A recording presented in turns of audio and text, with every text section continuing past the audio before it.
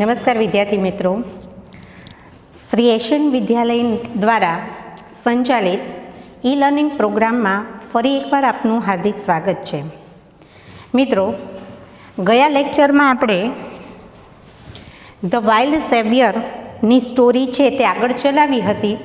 હવે આપણે એનો થોડો પેરેગ્રાફ છે એ બાકી છે તે આપણે કમ્પ્લીટ કરીએ છીએ. તો ચાલો, છેલ્લે આપણે જોયું હતું કે લગભગ આ રીંછ અને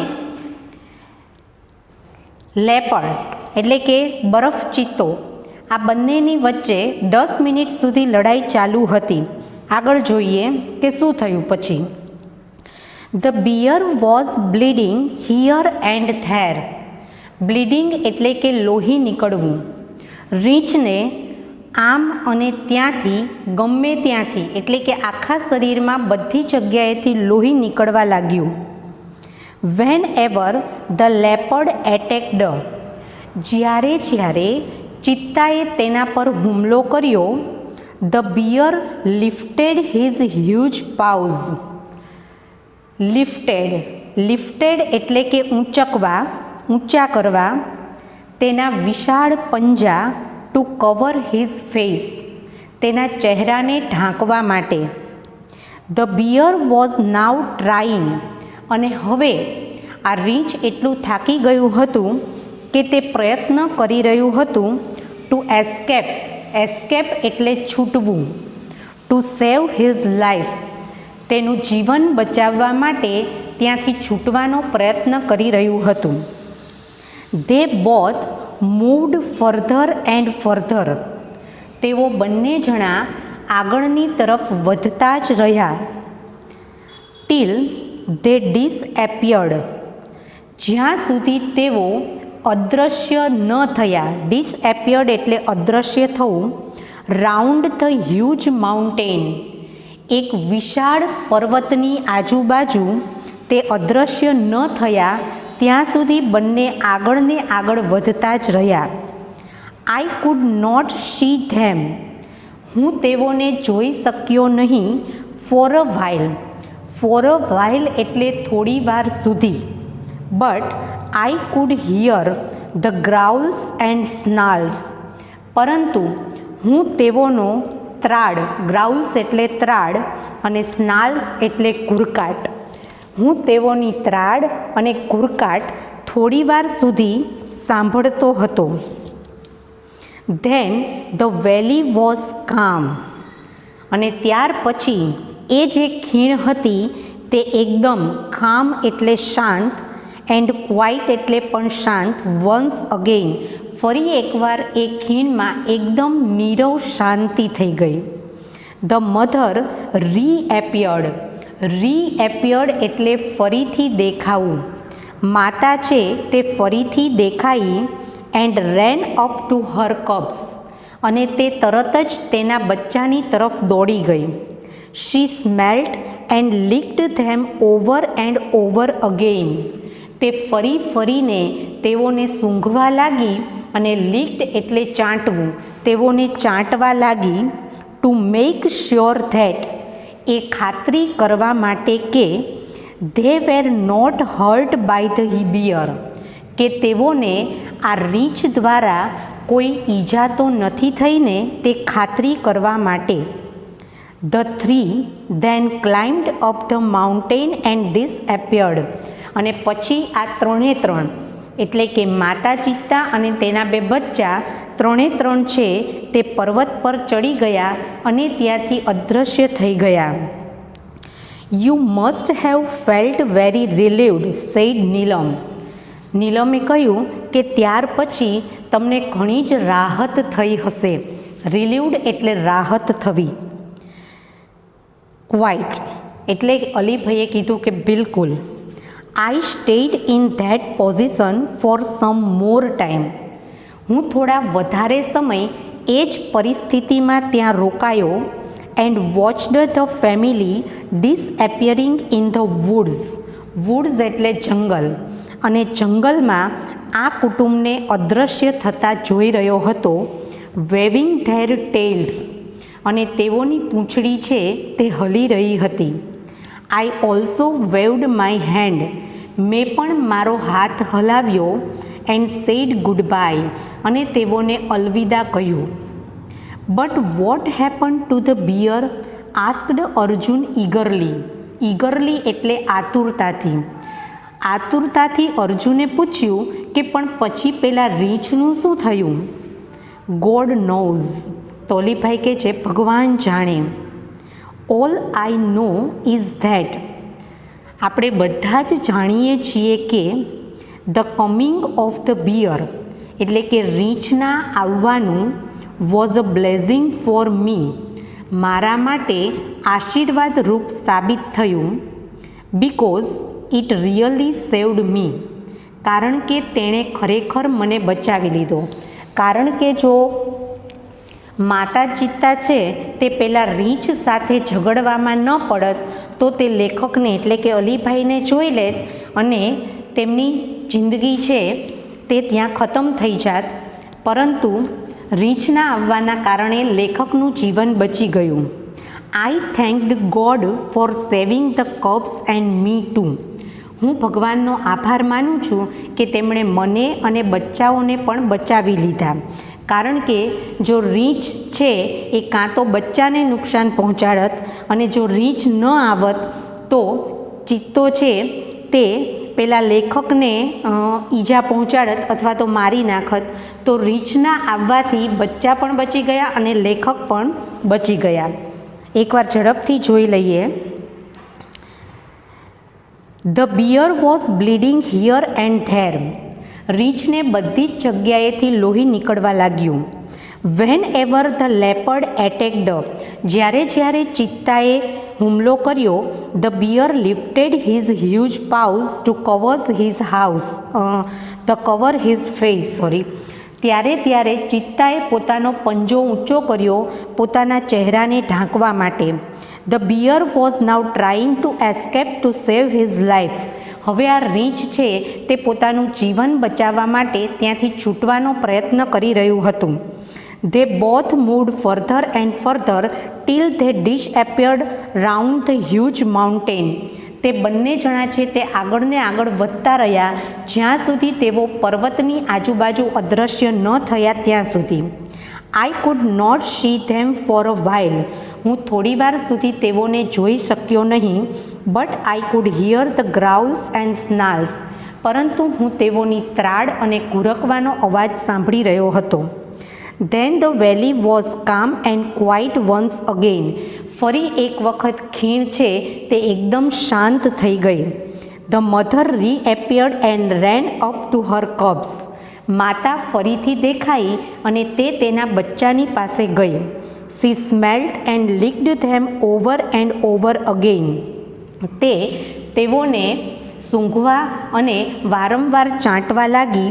two make sure that they were not hurt by the bear, એ ખાતરી કરવા માટે કે તેઓને કાંઈ ઈજા તો નથી થઈને. The three then climbed up the mountain and disappeared, પછી ત્રણ જણા છે તે પર્વત પર ચડી ગયા અને ત્યાંથી અદૃશ્ય થઈ ગયા. You must have felt very relieved said Neelam, નીલમે કહ્યું કે પછી તમને એકદમ રાહત થઈ હશે.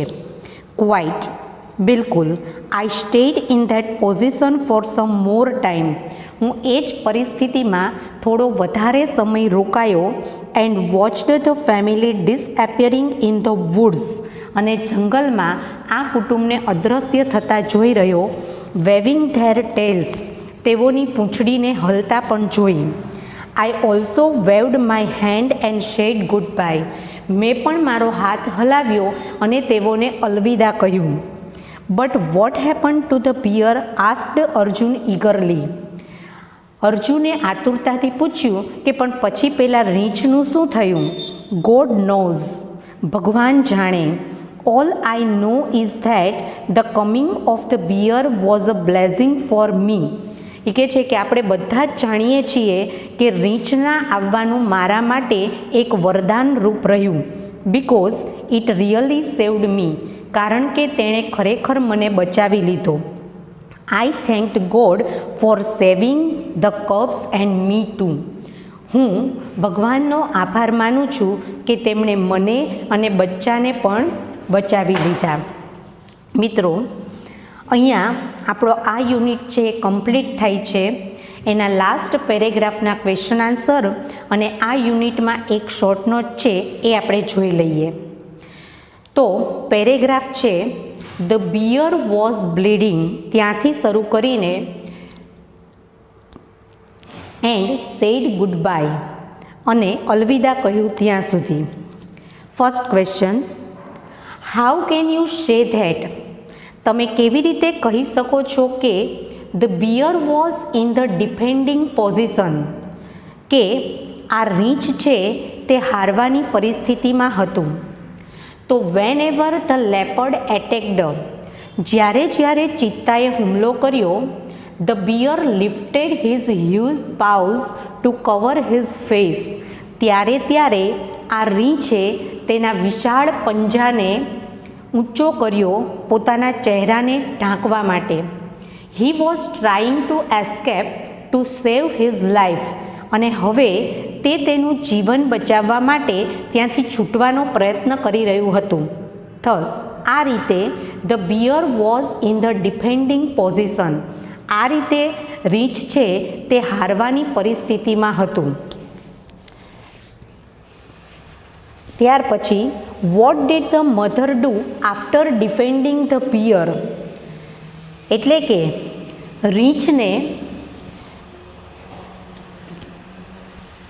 રીંછને હરાવ્યા બાદ માતાએ શું કર્યું? તો after defending the huge bear, આ વિશાળ રીંછને હરાવ્યા બાદ ધ મધર લેપર્ડ, એટલે કે માતા ચિત્તા રિટર્ન, પાછી ફરી, and ran up to her cubs, અને તેણીના બચ્ચા તરફ દોડી. She smelt and licked them over and over again, તે ફરીને તેઓને સૂંઘવા લાગી અને ચાટવા લાગી. ટુ મેક શ્યોર ધેટ, એ ખાતરી કરવા માટે કે they were not hurt by the bear, કે તેઓને રીંછ દ્વારા કોઈ ઈજા પહોંચાડવામાં આવી નથી, એ ખાતરી કરવા માટે. And last question, why did the writer thank God at last, શા માટે લેખકે અંતમાં ભગવાનનો આભાર માન્યો? ધ રાઇટર થેન્ક્ડ ગોડ, લેખકે ભગવાનનો આભાર માન્યો because the coming of the bear was a blessing for him, કારણ કે રીંછના આવવાનું તેમના માટે એક વરદાન રૂપ હતું. Because it really saved him and the cubs too, કારણ કે તેણે ખરેખર લેખકને અને બચ્ચાને પણ બચાવી લીધા હતા. મિત્રો, હવે આ યુનિટમાંથી એક શોર્ટ નોટ છે જે આપણે સમજી લઈએ. શોર્ટ નોટનું નામ છે mother leopard's encounter with the huge bear, માતા ચિત્તાની વિશાળ રીંછની સાથેની લડાઈ. અથવા તો એ શોર્ટ નોટનું નામ એવું પણ આપી શકાય, how mother leopard saved the cubs, કેવી રીતે માતા ચિત્તાએ તેના બચ્ચાને બચાવ્યા. તો હવે આપણે જોઈએ. Once the mother leopard was a little અવે, એક વખત માતા ચિત્તા વોઝ એટલે કે હતી, એ લિટલ અવે થોડી દૂર, and her cubs were playing, અને તેના બચ્ચા રમી રહ્યા હતા, on the slope of a mountain, પર્વતના એક ઢોળા ઉપર. એટ ધેટ ટાઈમ, તે સમયે એ હ્યુજ બિયર, એક વિશાળ રીંછ, કેમ એટલે આવ્યું, ગ્રાઉલિંગ એટલે ઘુરકતું, ફ્રોમ ધ ટ્રીઝ એટલે કે વૃક્ષોની પાછળથી, એન્ડ રશ્ડ અને તે દોડી ગયું, ટુવાર્ડ્સ ધ કબ્સ એટલે બચ્ચાઓની તરફ.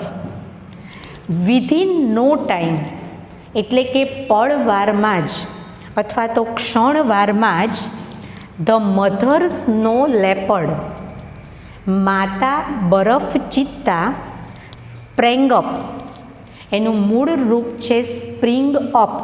સ્પ્રિંગ અપ એટલે ઉછળવું, અને સ્પ્રેંગ છે તે તેનું સેકન્ડ ફોર્મ છે. સ્પ્રેંગ અપ એટલે ઉછળી હતી, ઇન ધ એર એટલે હવામાં, એન્ડ લેન્ડેડ. લેન્ડેડ એટલે પડવું અથવા ઉતરવું, ઓન ધ બિયર, અને તે રીંછની ઉપર પડી, ફાયર્સલી એન્ડ ફિયરલેસલી. ફાયર્સલી એટલે જનૂનપૂર્વક અને ફિયરલેસલી એટલે ડર્યા વિના. The bear lost his balance. રીંછે તેનું સંતુલન ગુમાવ્યું. The violent wild beast. આ બંને હિંસક જંગલી પ્રાણીઓ વેન્ટ રોલિંગ ડાઉન. તે નીચે ગબડતા ગબડતા ગયા. ધ સ્લોપ એટલે ઢોળાવ પરથી. ટમ્બલિંગ ઓન ઈચ અધર. એકબીજા પર ગલોટિયા ખાતા. એન્ડ ફાઇનલી અને અંતે ફેલ એટલે પડી ગયા. ઇન્ટુ ધ નેરો વેલી. એક સાંકડી ખીણની અંદર પડ્યા. ધ હ્યુજ બિયર એટલે કે વિશાળ રીંછ અથવા કદાવર રીંછ, સ્ટ્રેચ્ડ આઉટ એટલે કે ફેલાવ્યા, હિઝ બિગ પાઉઝ તેના વિશાળ પંજા, વિથ સ્ટ્રોંગ શાર્પ નેલ્સ એટલે કે મજબૂત અને તીક્ષ્ણ નખવાળા મોટા પંજા ફેલાવ્યા. The mother leopard swiftly jumped. માતા ચિત્તા છે તે ઝડપથી, જમ્પડ એટલે કૂદી, ઓન ધ બિયર રીંછ પર, એન્ડ ટોર અવે. ટોર અવે એટલે ચીરી નાખવું. એનું મૂળ રૂપ છે ટીયર. ટીયર એટલે ફાડવું અથવા તો ચીરવું. તો ટોર અવે એટલે ચીરી નાખ્યા, big pieces of the black ફરી સ્કિન ઓફ ધ બિયર. રીંછની કાળી જે રૂંવાટીવાળી ચામડી હતી તેના મોટા કટકા કરી અને તેને ચીરી નાખ્યા. બીંગ ટેરિબલી ઇન્જર્ડ એટલે કે ભયાનક રીતે ઘાયલ થયેલો. ધ બિયર એટલે રીંછ, વેન્ટ અવે ત્યાંથી જતો રહ્યો. ધ મધર લેપર્ડ એટલે કે માતા ચિત્તા, રિટર્ન્ડ એટલે પાછી ફરી, ટુ હર કબ્સ તેના બચ્ચાની પાસે. સી સ્મેલ્ટ એન્ડ લિક્ડ ધેમ. તેણી તેઓને સૂંઘવા અને ચાટવા લાગી. ઓવર એન્ડ ઓવર અગેઇન એટલે કે ફરી ફરીને.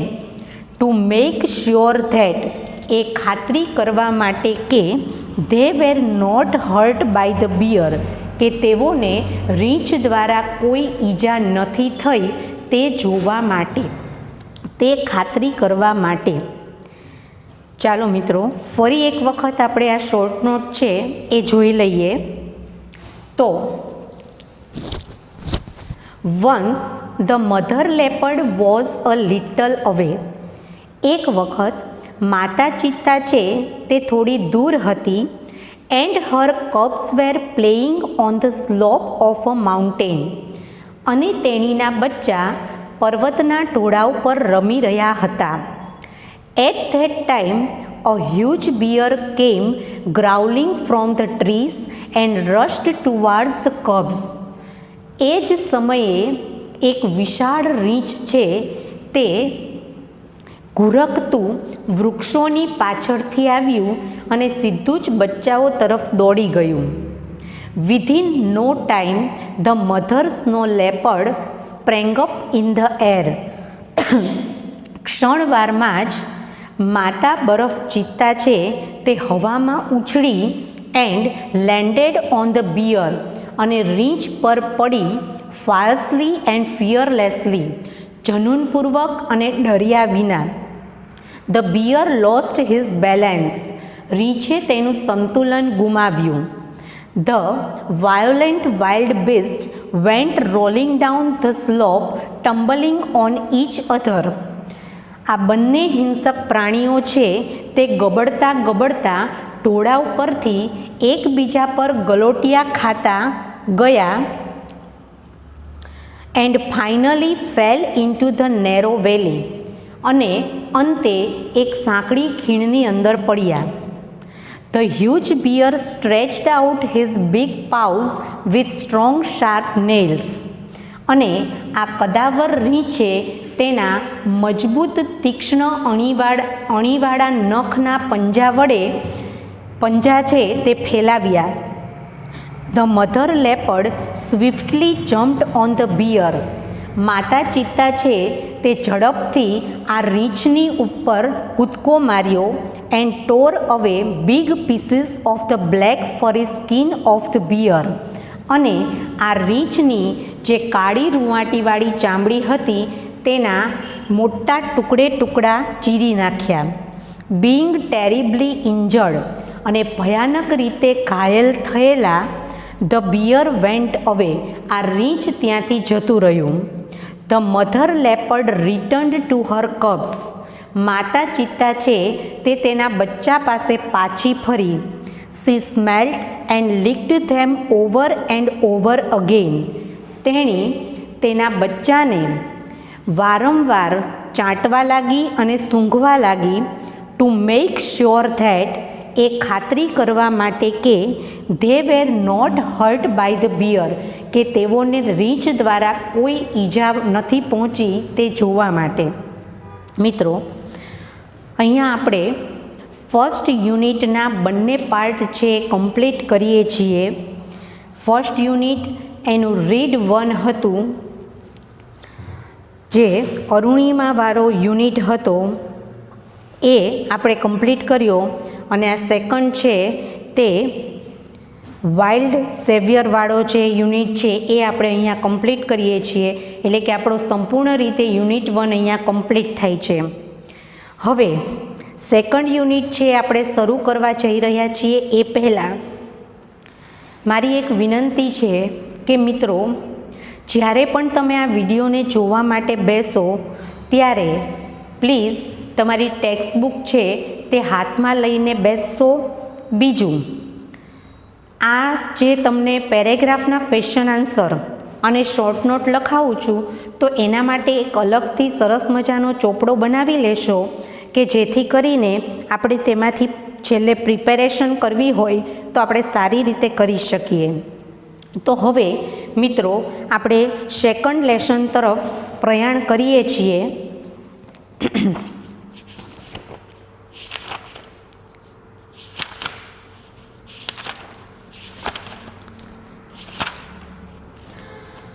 તો સેકન્ડ યુનિટ છે એ થોડો સમજવા જેવો છે. બહુ સરસ મજાની વાત કરેલી છે, પણ એના અમુક વર્ડ્સ પ્રોનાઉન્સિએશન છે એ થોડા ધ્યાનથી સાંભળશો. બહુ જ ધીરે ધીરે આપણે આ યુનિટ છે એને આપણે આગળની તરફ વધારવાનો છે. તો યુનિટ 2 એનો ફર્સ્ટ રીડનું નામ છે ઓટોફેબ ટેકનોલોજી. આપણે કહીશું કે આ ઓટોફેબ ટેકનોલોજી એટલે શું વળી? તો ઓટોફેબ ટેકનોલોજી એટલે કે સ્વયં સંચાલિત તકનિક. ઓટોફેબનો અર્થ થાય છે સ્વયં સંચાલિત, એટલે કે પોતાની જાતે જ કાર્ય કરી શકે એવી પદ્ધતિ. તો એ કેવી ટેકનોલોજી છે એના વિશે આપણને થોડું સમજાવેલું છે એ આપણે જોઈ લઈએ. ઇમેજિન એટલે કે કલ્પના કરો. Yourself in a car showroom. તમારે માત્ર વિચારવાનું છે, એક કલ્પના કરવાની છે કે તમે અત્યારે એક ગાડીના શોરૂમમાં છો. You are not happy. તમે ખુશ નથી with any model of the cars. આ ગાડીના એક પણ નમૂનાને જોઈને તમે ખુશ નથી, તમને એક બી મોડલ ગમતું નથી. In the showroom. Now you work on A computer. હવે તમે કમ્પ્યુટર પર કાર્ય કરવા માટે બેઠા છો. And create your dream car on the screen.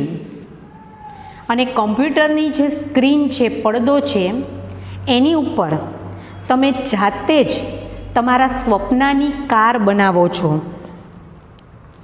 And magic અને જાદુ નેક્સ્ટ વીક એટલે કે બીજા અઠવાડિયે you get delivery of a car fabricated exactly like your design.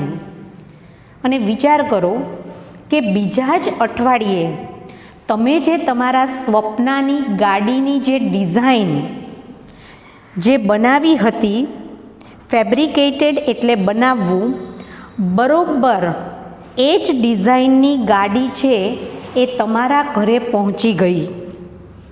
સચ મેજિક ઇઝ પોસિબલ. તમે વિચારશો કે આવું કેવી રીતે શક્ય છે? હા, તો આ જાદુ છે, આ ચમત્કાર છે, તે શક્ય છે થ્રુ એટલે દ્વારા, એ પ્રોસેસ, એક પ્રક્રિયા દ્વારા, નોન એઝ ઓટોમેટેડ ફેબ્રિકેશન, કે જેને સ્વયં સંચાલિત સાધન કહેવામાં આવે છે. આના દ્વારા આ વસ્તુ શક્ય છે.